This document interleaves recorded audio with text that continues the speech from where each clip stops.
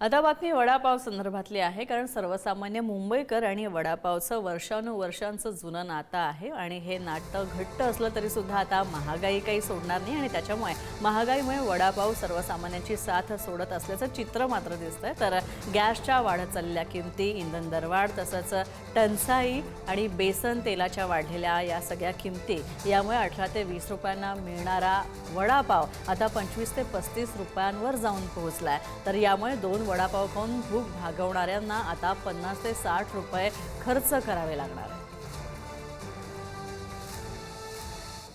मुंबई आणि वडापावचं नातं हे काही वेगळंच आहे। खिशात मोजके पैसे असणारे तरुण वर्ग असेल, कॉलेजचे तरुण असतील किंवा मुंबईतला काम करणारा कष्टकरी, हा प्रत्येक जण हा वडापाव चवीने खातो। मात्र सध्या या चवीने खाणाऱ्या पदार्थाचा चटका हा खिशाला बसणार आहे, कारण की सध्या याच वडापावचे दर हे वाढलेले पाहायला मिळत आहेत। मी सध्या अशाच मुंबईतल्या एका परिसरात आहे, तो म्हणजे लोअर परळचा लालबागचा परिसर आणि याच परिसरात असलेलं हे वडापावचं विक्रेत्यांचं हे छोटासा हा स्टॉल आपण पाहतोय।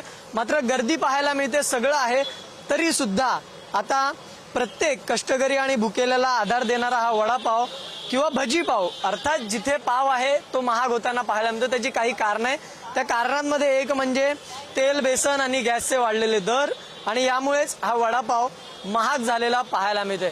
आता या सगळ्यामध्ये काय दर आहेत, कसं काय आहे, हे सगळं आपण जाणून घेणार आहोत।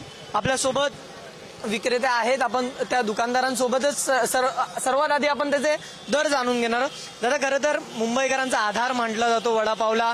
प्रत्येक लहानापासून श्रीमंत असेल, कॉलेजचे तरुण असतील, कष्टकरी असेल, सगळे येताना पाहायला मिळतात।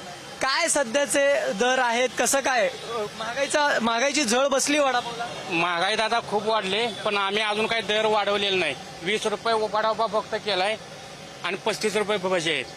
आम्ही अजून दर वाढवले नाही। आमची समाजसेवा चालली आहे आज आतापर्यंत। हे वडापावचा गाडा आमचा 60 वर्षापूर्वीचा आहे। रमेश शेठ आमचे होते, त्यांच्या पुण्यानं आजपर्यंत चाललंय आणि एवढे दर वाढलेत तरी आम्ही नुकसानीमध्येच काम चालू आहे आमचं।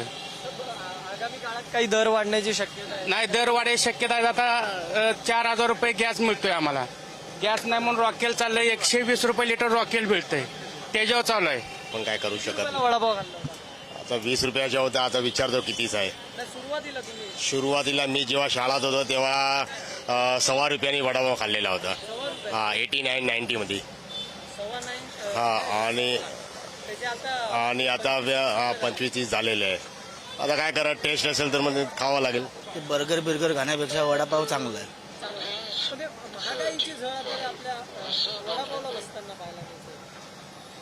काही हरकत नाही, महागाईचं म्हणजे हर गोष्टीला महागाई वाढली, तर वडापावला काय थोडंसं ऍडजस्टमेंट करावी लागते। मी शाळेत खाली आम्ही तर 2 रुपयाला 2.5 रुपयाला काढलेले आहे शिरोडकर शाळेतनं।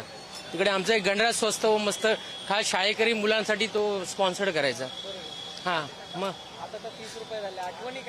आठवणी काय ठीक आहे, काळाप्रमाणे नाही, चव तशी चांगलीच आहे आणि मुंबई वडापावसाठीच फेमस आहे। चव मध्ये काही कॉम्प्रोमाइज नाहीये। व्हिडिओ जर्नलिस्ट विकास खवळेचं मी धनंजय दळवी, पुढारी न्यूज, मुंबई।